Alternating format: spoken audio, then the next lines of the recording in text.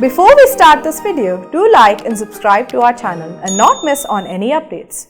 Hello friends, those of you who are writing CA final exams in November 24, this is a video for you. In this video, we're going to discuss how you can make a 110-day plan wherein you can actually prepare for CA final AFM and you can prepare for it comprehensively, thoroughly, and you can succeed in your November 24 exams. This is as much for people who are repeaters as it is for people who are writing exam for the first time. Some of you may have a slightly different strategy if you are first timers, because you may want to study longer and all of that, that's up to you. But this is a strategy that can be adopted by both the people equally. And we are on July 11th and results have been just declared today. So probably you are watching this on 12th, 13th, 14th, whichever day. But let us assume that you are watching this video from July 14th or 15th. So from July 14th, 15th, how many days do we have? We have roughly 16 days in July. Then we have 31 days in August, 30 days in September, and 31 days in October. Right, so it comes to roughly about 108. Okay, if you take July 15th or 14th, it comes to 110. Right, so think of it as a 110-day plan. 110-day plan. Now, this is a plan which focuses on how you can actually get more than 60 marks in CA final AFM. Right, CA final AFM. Now, am I suggesting that you should study AFM every day? No. Am I suggesting that you should study AFM for 12 hours a day? No. What we are actually suggesting is you should study 2 to 3 subjects a day, each subject 3 to 4 hours. So, maximum 4 hours if you study each day, and this whole plan is made on the fact that you study 4 hours a day. You are studying 4 hours a day per subject. So, if you are studying 2 subjects, you will obviously study 8 hours a day. If you are studying 3 subjects, probably 10 to 12 hours a day, right? So, 4 hours a day, if you study continuously, consistently, this subject called AFM, you will not even take 110 days. You will probably finish it off in 55 to 60 days only. So, you may plan to, start something, right now in July, then, take a break in August, again start in, September. You can do things like that. Because some of you are writing both the groups. When you are writing both the groups, and if you are studying 4 hours a day, and if you are studying for 60 days, that is total days is 110, and if you are studying for 55-60 days, you can easily cover all 6 subjects in a matter of 110 days. Why? Because every day, let's say you do 3 subjects, 3 to 4 hours a day, in 55 to 60 days, you can finish 3 subjects, and in the next 55 days, you can finish another 3 subjects. Okay, this is the underlying logic based on which we have created this. Now, how I have created this particular study plan is 2 aspects. First, importance of chapters, that is the first thing. Second thing is revision, whether you should revise, how many times you should revise. I would typically suggest 2 times revision. Okay, at least 2 times revision. I have given you the order in which chapters have to be revised, how much time you have to spend also. In addition to that, you have to write mocks. In addition to that, you have to practice MCQs. And so, all of this put together, right, is definitely possible in 55 to 60 days. It depends on, provided you study 4 hours a day. If you are studying longer, obviously, you can compress the time period as well. So, let us have a look at it. I will also tell you what are the important things with respect to each chapter as well. Right. So, first chapter that you should study, if you honestly ask me, is derivatives. Why derivatives? Because it contains certain fundamentals that are required for your important and most confusing and people's more scary chapter, which is Forex. So, unless you are good in derivatives, there is no point moving to Forex. So, first finish the derivatives chapter, then come to the Forex chapter. And derivative chapter, in the first revision, spend 3 days. Okay, spend 3 days, spend time on futures, spend time on options. Right, please spend adequate time, especially in derivatives chapter, 1 full day only on new theory topics. What are these new theory topics? I will write down here. Derivatives, you have new topics on credit derivatives. Then you have real options. Okay. Then you have electricity derivatives. A bunch of other stuff has actually come out. So, please spend enough time on this. Spend probably a day on futures, a day on options, right? but spend more time on these new theory topics which have been added in this chapter. Very, very important. In May 24 attempt, questions were not asked from this chapter on theory, but I am pretty sure either in November 24 or May 25, you will get a question, because this chapter is genuinely they have added good quality stuff and they would want to test it. This is important both from a theory perspective as well as MCQ perspective. And one more point, my dear friends, May 24 question paper, if you honestly ask me, because of the MCQs has been easy. See, MCQs are not subjective, they cannot deduct marks. It is one of the 4 options that they give you, right? So they could not have deducted marks. A lot of students cleared the exams. There was obviously a lot of hard work, but MCQs helped everyone prepare. In fact, at least so far today on, when I'm recording this, I've at least got news of at least 10 students who have got more than 70 marks in AFM. My students who have taken AFM classes from me, whether free classes or paid classes, whatever they've taken from me, they have got more than 70 marks. At least 10 people have come out so far to me. Not only exemption, they've got literally distinction in that subject, right? Now, why am I saying that? Because you have to put enough effort, because November 24 may be a slightly tougher paper. MCQs may be tougher. Please remember that aspect. MCQs may be tougher in November 24. Please note that. Please put a star mark. This is a very important thing, because May 24 MCQs were actually easy according to a lot of people. Now, in derivatives chapter, you have to finish this. So, this first revision will take you 3 days. 3 days. And whenever I am saying 3 days, it can be 3 to 4, because some subjects, some topics you may finish slightly faster also. Okay. Then you move to the Forex chapter. A lot of people get confused on specific topics in Forex, especially when you have, topics like money market hedge. Okay. Then you have about fate of forward contract, right? These are typically the confusing topics. And of course, you also have currency options. This is where students actually get confused. They don't get confused in simple computations. They get actually confused in these kind of things. So please spend time on these. Specifically spend time on these 3 topics which are tough. Okay, if you are not getting something, this is the time to study. The first revision is the time where you actually perfect them. Right, the first revision is the time where you perfect them. If you find any of these topics tough, right, please comment on this video, and we will reach out. Our team will reach out, and we will actually help you with revision classes or any kind of special lectures only for these topics, because a lot of students find these 3 topics tough. So I would strongly suggest spend time on these 3 topics, because these are the ones where more questions are actually coming in the exam. Right. In this, no major new theory has been added, so you need not worry about that. Then in the Forex chapter also, there is one more thing. You have theory.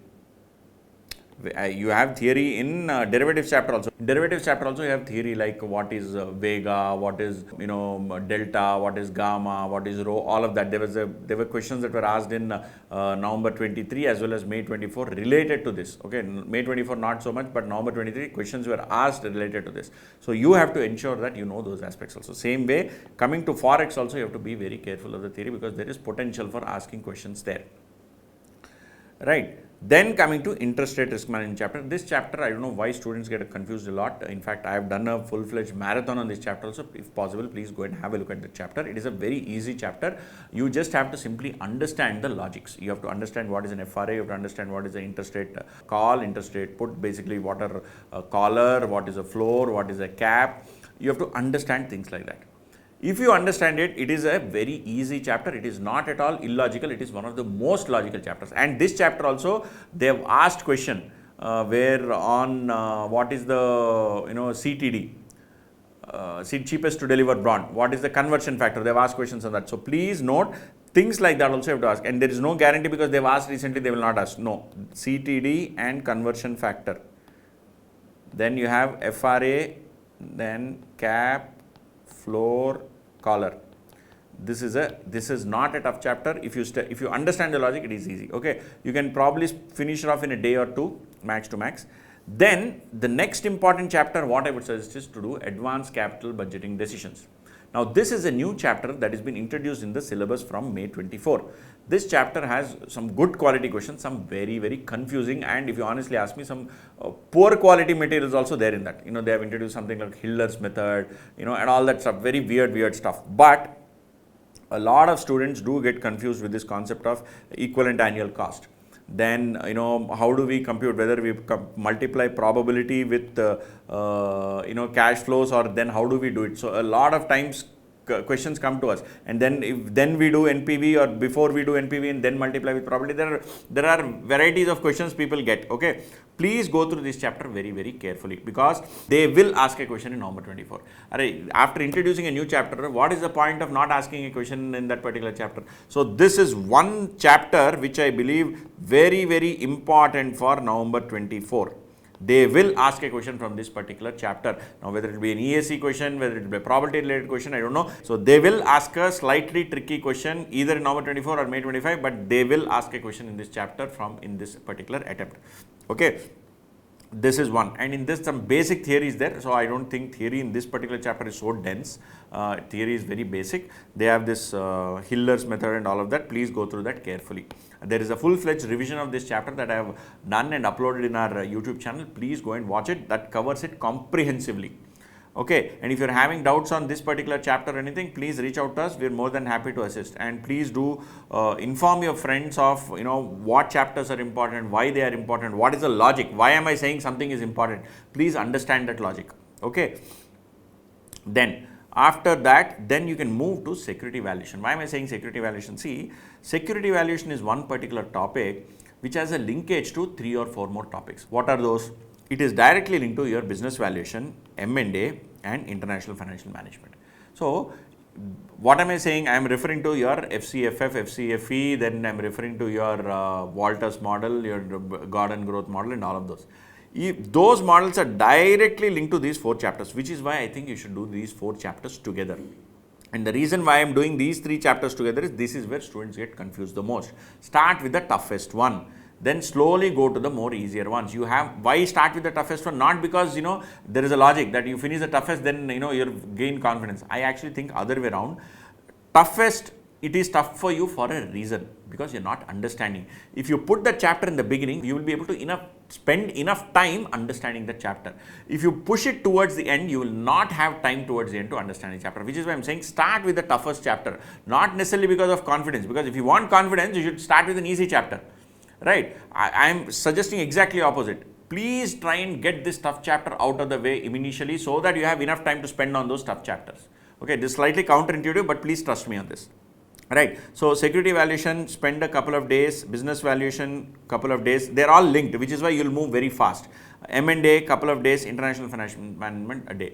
And in international financial management, I've told this multiple times. If you are given a question where you are asked to value an international investment, don't solve that question if you have an option not to solve it. That is, if you want to leave it in choice, leave it. Why? Because these questions are subject to so many assumptions. There are so many unnecessary complications that the institute has introduced with complete lack of clarity in the way questions are. So this chapter, please study the chapter. I'm not saying don't study. Prepare for the chapter. In exam, if possible, leave in option. Leave in option if possible. If not possible, then solve it. But leave in option. And what am I referring to? I am referring to valuation of an international project, or whether it's a project you should do or not do. I am not referring to a GDR question. GDR questions are super simple. Okay. Very, very easy. You can actually look at the the video and instantaneously you'll get it. It is a very simple chapter. Even by video, you can actually go to our P600. What is P600, right? It is the compiler, comprehensive practical questions compiler, which has all questions, including May 24 questions are there in that. Right? I have solved them in the class. All the questions of all varieties are solved. You can use this compiler and thoroughly be prepared. So all the questions that you're going to solve here, right, in this varieties of tough topics what I mentioned, please solve them from P600 plus. Okay, it's called P600 plus actually. Okay, please take this, where can you download it? It is the download details are available in the link below in this description of this particular video. They are also available on our website under free resources. Okay, so our website and app IndigoLearn.com or onefin.in or OneFin app, whichever way you search, you will land on our website or app in free resources. Go and search for notes CA final. There you will find AFM notes specifically called P600 plus. So in that also you have international financial management questions are clearly laid out. You can go look at it and comprehensively solve those questions of ADR, GDR and move forward. Okay, this you can spend a day. Right, then come to bonds. Now bonds is a slightly tricky chapter, but even then I suggest that you do it slightly later, because you have all these concepts of convexity, duration and all of that, right? Bonds, you have convexity, duration, then you also have refinancing decisions, right? These are all the important questions that students actually get doubts on, where they are confused. But there is a reason why I want you to finish these 4 chapters first, with security evaluation, business evaluation, M&A, international evaluation, because concepts are linear there. So say what concept you apply in security evaluation equities can be applied in business valuation. Same thing moves for your M&A. So you can move linearly. So which is why I want you to finish that first before you actually come to a slightly tougher chapter called security evaluation bonds. Some of you may want to do equities and bonds together. In my classes have split to equities separately, bonds separately. Okay, I believe that is how you should study. Equity valuation and bond valuation you cannot combine together unless it is a convertible. What is a convertible? Please, if you're in final, you know what is a convert, so you will know about it. Right, then come to mutual funds and portfolio management. Portfolio management is a tougher chapter, but finish mutual funds before that. In mutual funds, they have managed to ask tricky questions in at least 3-4 attempts in the last 7-8 attempts. Okay, so please pay enough attention to mutual fund chapter. And mutual fund chapter, the workings are all about logic and math, arithmetic. It is not great knowledge, or it is not some great theory or anything. It is simple arithmetic. So arithmetic means what? Arithmetic means 1 plus 2 plus 3, okay, 1 by 2, 3 by 2, solving some equation, getting some answer. It is all like that only, especially in the last tricky questions that have been asked in the last 7 or 8 attempts. Wherever there has been a tricky question, it is an arithmetic question. It is not a logically tricky question. Okay, so please spend time on those kind of tricky questions. You can spend a couple of days on that. And portfolio management, please prepare everything else. Please understand the theories of portfolio management very well. And portfolio management also has good quality theory. They have not been asking great theory from this, but they will ask now more, because there is option of MCQs. In MCQs, they can ask you twisted questions on theories. Okay, so this is one chapter important for MCQs. This, then bonds, you have then interest rate risk management, derivatives and forex. These, no, please don't expect simple MCQs. Please expect complicated MCQs. In the now May 24 attempt in derivatives, they asked a simple MCQ and they made a mistake also apparently in that. Okay, I don't have the question paper because they don't release it. Some question papers are doing rounds in YouTube and other channels, right? So I'm not going to get into that. But these are the chapters where MCQs can also be tricky, which is why you need to spend more time on those chapters. If you look at this, the chapters where I've given 3 days, 4 days and all are for a reason. There you have to be thorough with the concepts, right? Then you can come to these other chapters, which are simpler chapters, your risk management, security analysis, right? These are chapters where you have things about whether this particular stock movement is, the market is efficient or not efficient, run test. The security analysis is one chapter where you have a lot of theory as well. You have various Dow theory, Elliott theory, random walk, then you have this EMA, moving averages. A lot of theory is there, so you can spend half day to 1 day only on that. Please note, you have to spend good enough time in that particular chapter. This is a chapter where again you can get a good quality MCQ question. Alright, then securitization, startups, financial policy and corporate strategy. These again 3 chapters are fully theory. Every single attempt questions have come from this chapter. Okay, every single attempt theory questions have come. There is no attempt where questions were not asked. Even if it was a 2-mark question, it was asked. So these 3 chapters, spend a day each on all of them. I am telling that for a reason. There is a very high scoring probability. Theory, you straight away get 2 to 3 marks, right? Or sometimes even 4 marks. If you know the theory, you're through. So please spend on each of these chapters 1 day. There may be some kind of MCQ questions, but I don't think these are the primary ones where they will ask you deeper MCQs, because these are very theoretical chapters, right? So very difficult to, they can pick up any single line and ask a question. I don't think that is at least the intention of the institute. They will want to ask you good quality theory questions, right? So these 3 chapters, spend 3 days. So totally how much you have, you add all these days, you will finally end up with about 28 odd days. Right, 28 days you will have for revision every day, 4 hours, CA final, AFM. Please start it on July 14, 15, whenever day. There is no good day. Probably, immediately after results, 1 or 2 days, you may want to take a break. Immediately after that, start off. Do not waste any time. No matter what, please don't waste time. So it will take you 28 days of full-fledged revision. Then you do this revision, you should do initially from July 15th till first revision is July 15th to August 15th. Please finish off your first revision at this point of time. Okay, every day, 4 hours, formula sheet. Please keep formula sheet beside you. Important questions highlight. You use a post-it or write them down somewhere. Important adjustments. All of this you can do from P600 plus. Okay, you can note down there, and you can, this first 28 days now should be super thorough. This 28 days super thoroughness should help you prepare for next 15 days. Now, next 15 days preparation, where I have given, if you see here, I have said you do the second revision, 2 days for derivatives, 2 days for forex, half a day for interest rate. Like that, I have given you the day count also. So, it will come to roughly about 15 odd days. Right. Now, this 15 days, there are two strategies here.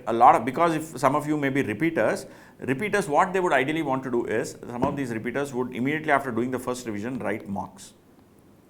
Okay, I think it is a good strategy. Yeah? You should write few mocks before the second revision, so you know that if some topic or subject I have to do better, you will have an opportunity to do better. So, if you want to write at least 2 to 3 mocks immediately after first revision.